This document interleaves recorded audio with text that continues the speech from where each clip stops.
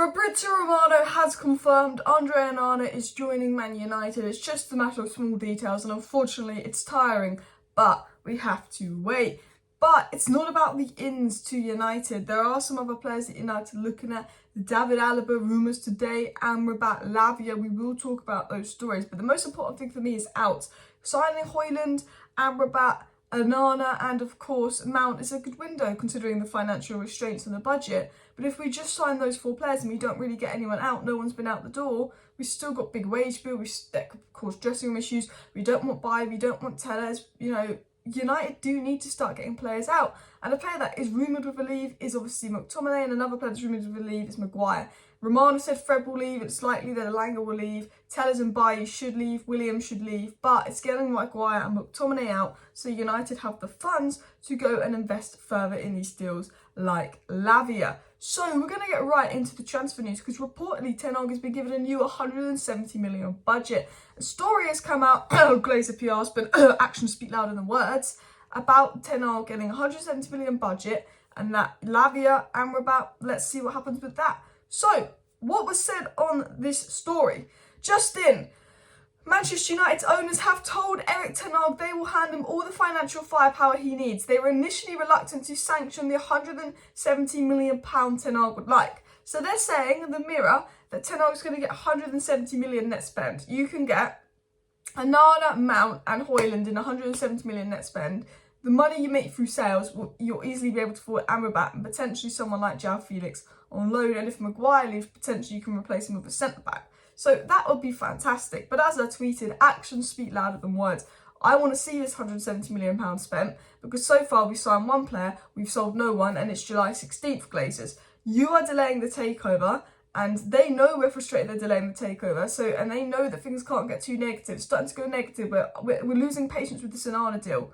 As soon as things start to go negative and we lose patience with this Onana deal, what comes out? Oh, Ten Hag's going to get 170 million to spend. Ten Hag's going to get Lavia. Ten Hag's going to get this player. Ten Hag's going to get that player. Unless I see it, I still think this could be a PR spin. What else was said though? It was said the Glazers were initially reluctant to sanction the 170 million odd Ten Hag would like for transfers this summer, but they know Man United's value will drop without serious investment and they must not fall further behind. So they believe they're going to invest so our value doesn't drop. La la la la. They don't want to fall further behind. I mean, everything they've said is true. You have to invest. You know, if we are the best club in the world, we're going to be worth more. If we had just won the treble, we would be worth the 6 billion you're asking for, but we're not, because we're $1 billion in debt, the stadium's a mess, and they still are sitting there after getting 5.5 billion. It's not enough, it's not enough, you're $1 billion in debt. These people, they're probably, do you know what? Because they're $1 billion in debt, they want $1 billion more, because they've realised the first billion they get, that ain't yours, you know. But, you know, if Ten Hag does get 170 million, great. Will he get 170 million? I just think it's a PR spin.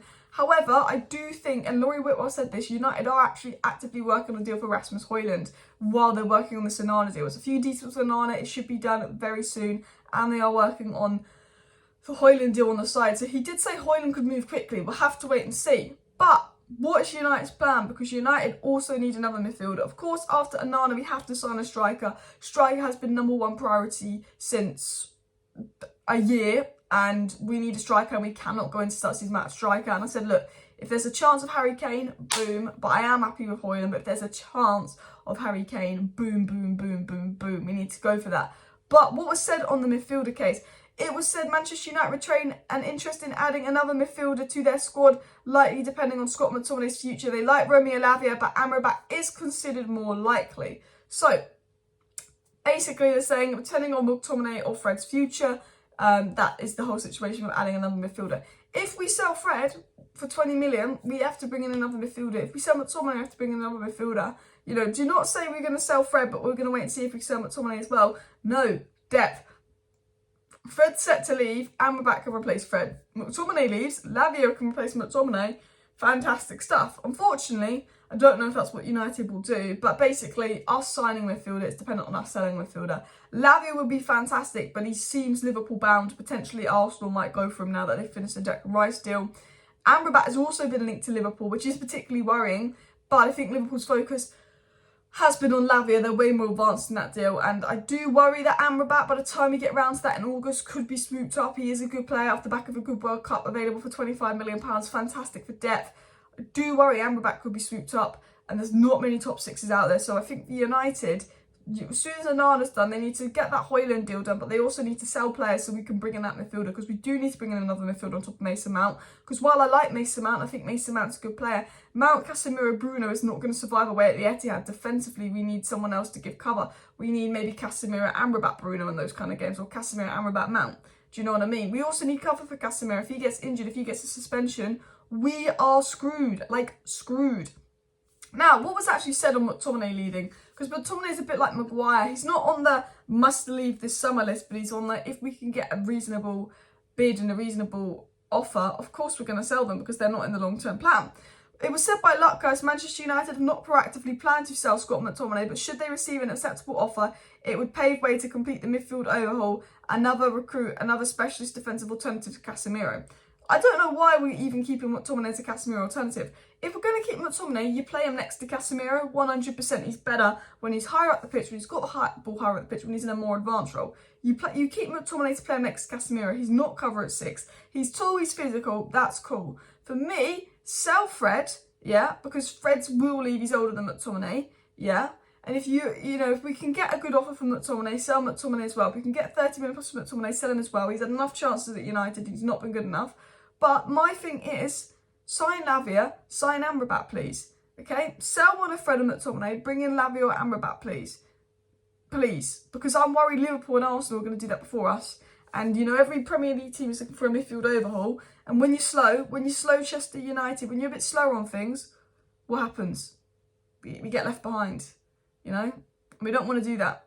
Now, a player that United might be looking at, obviously on top of Axel Disasi, is David Alaba. We've already spoke about Maguire leaving in yesterday's video, and we will get into that. But it was said today that Ten Hag seduces €40 million star to betray Real Madrid, as Man United offer could lead to unexpected exit. AS Monaco's Axel Disasi and Napoli's Kim Min-jae are among players that were linked to United in recent months, but according to Spanish outlet Nacional, they are now turning their attention to Alaba, who is valued at €40 million on the transfer market.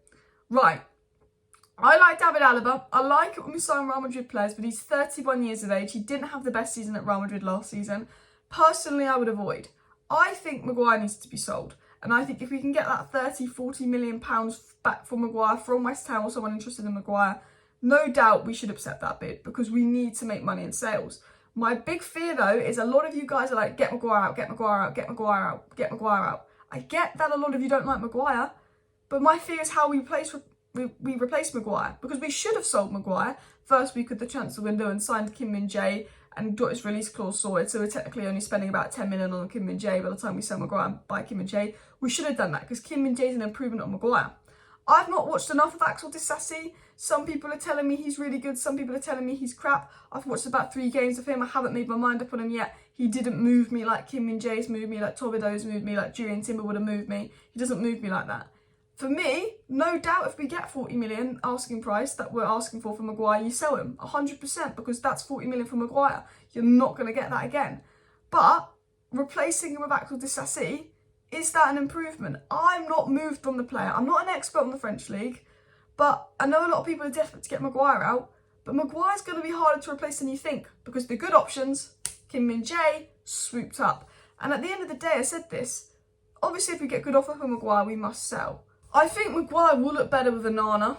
I think Varane is injury prone and Maguire can do a job there. We've also got Lindelof that can do a job there. And I think, Maguire, Onana, Lissandro Martinez, Maguire will look like a much better centre-back. Maguire's best form at United was without Dean Henderson. So for me, I'm all for selling Maguire, but I don't want to replace Maguire with a centre-back that actually, and people say everyone's better than Maguire, everyone's better than Maguire, everyone's better than Maguire. But realistically, they're not. And Maguire's not been good for United. He's not been anywhere near good enough. But a lot of the good centre-backs have been swooped up. So while I think we should sell Maguire, I just want to make sure we actually replace him with someone that's going to be good enough. Which people might sound crazy, but Maguire's not been good enough, I get that. but we know what Maguire can do for England. We know what Maguire's potential to do. And we're talking, it's not like Maguire's starting. If Maguire's starting, 100% need a centre-back. We're talking about Maguire being backup. You know, I think Maguire is a good backup option. I think he's a good backup option. He's a solid centre-back. Like, for backup, 100% good option. He's not been good enough for United and he shouldn't be captain. But I do think he's better than some of the centre-backs we've been linked to. And people won't agree with that because they want Maguire out. But it was said by the Mail that Harry Maguire will be allowed to leave if a 40 million offer is tabled. And I think that's sensible. I think if someone's going to say 15 million for Maguire, there's no point in getting him out for the sake of it because he will have some use next season. If someone's saying 40 million for Maguire, yeah, you sell him because you're getting 40 million for Maguire. That's how I see the situation. But look, people say Alaba's a fantastic centre-back. He's 31. He's not, like, for me, the centre-backs we should be targeting should be in that 22 to 26 range. Centre-backs that you're like, boom, they're good, or they've got potential to be really good. You know, I mean, Julian Timber would have been great, but I get the height issues about him playing next to Martinez. Kim Min-jae is what should have happened. Let's be honest, Kim Min-jae is what should have happened. We should have sold Maguire quick, and we should have signed Kim Min-jae. That's what should have happened. That's what Ten Hag wanted to happen. That didn't happen. I think Newcastle will get to Sassi. David Alaba's 31. He's not getting any younger. We really need to actually look out there and make a plan for the centre-backs, because I don't think right now there's many good centre-backs out there. Unless I'm missing someone really obvious, and I'm not an expert on football outside the Premier League. I don't know enough about Disassi. But you let me know in the comments your opinion if you think I'm wrong. Anyway, smash the like button, subscribe down below if you're new. Thank you for watching. See you next time.